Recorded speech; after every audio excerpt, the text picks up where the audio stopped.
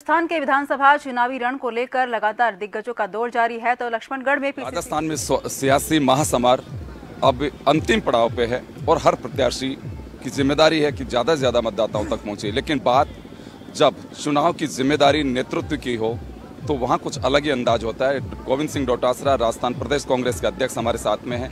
इनके कंधों पर न केवल अकेले सीट जीतने का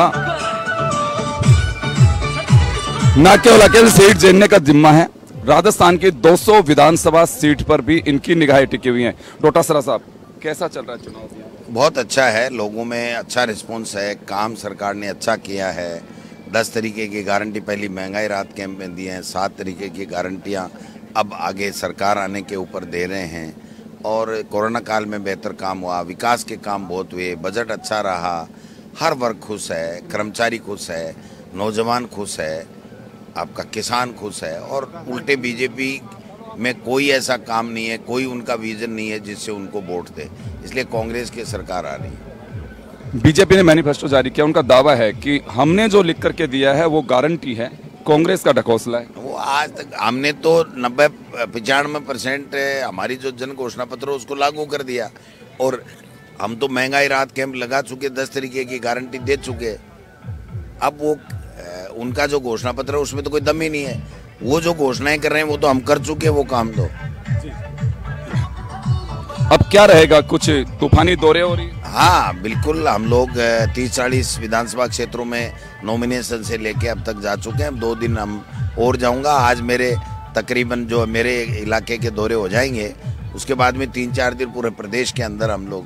तो बीजेपी का दावा है कि आपको घेर के रखा हुआ है। नहीं, मेरे को कौन घेर रहा है? जनता जनार्दन है, आशीर्वाद दे रही है। 3 बार दिया, 4 बार दिए। पिछली बार 22,000 से जीते थे, अब की बार 44,000 से जीतेंगे। क्योंकि जो लोग मेरे सामने हैं वो दल बदलू लोग हैं, वो कभी काम नहीं करते हैं, केवल अपना व्यक्तिगत स्वार्थ। उनका एक भाई जेजेपी से खड़ा हुआ है, माजाए भाई, एक जो उनका बहनोई है वो निर्दलीय खड़ा हुआ है। वो अवसरवादी हैं, ईस्ट इंडिया कंपनी है। ये जो मेरे सामने जो लोग खड़े हैं वो ईस्ट इंडिया कंपनी है। लूटो खोसो, फूट डालो, राज करो की संस्कृति में ये जनप्रतिनिधि नहीं हो सकते। मोदी साहब लगातार एक दावा कर रहे हैं कि पेपर लीक, भ्रष्टाचार, कानून व्यवस्था, महिला कॉमन बातें हैं। क्या उत्तर प्रदेश में कानून व्यवस्था के बारे में कोई गारंटी ले सकता है? हरियाणा, मध्य प्रदेश में कोई गारंटी ले सकता है?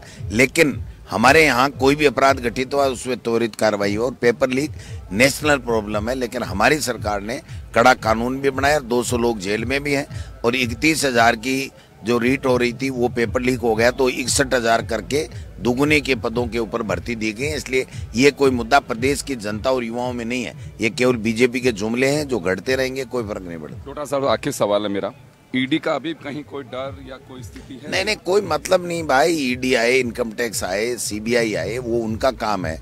वो किस उद्देश्य से भेज रहे हैं पूरी जनता राजस्थान की और हिंदुस्तान की जानती है। तो अगर कोई जहर खाएगा वही तो मरेगा। तो किसी ने चोरी की है तो ही तो डरेगा, इसलिए डरने वाली कोई बात नहीं है। ये तो खुली किताब है, मर जाए तब आओ, जांच करो, कहीं दिक्कत नहीं। तो चले, डोटासरा साहब का साफ कहना है कि ईडी आए, सीबीआई चाहे आईटीआई, अगर जहर खाया है तो मरेगा, उन्हें कोई फिक्र नहीं है, ना उनके पार्टी के कार्यकर्ताओं को किसी तरह की फिक्र है। पूरी तरह से आश्वस्त है कि बीजेपी कितना भी अपनी ओर से एजेंडा लेकर के है, लेकिन जीत कांग्रेस की होगी। कैमरा पर्सन श्याम के साथ योगेंद्र शर्मा, जन टीवी न्यूज, लक्ष्मणगढ़।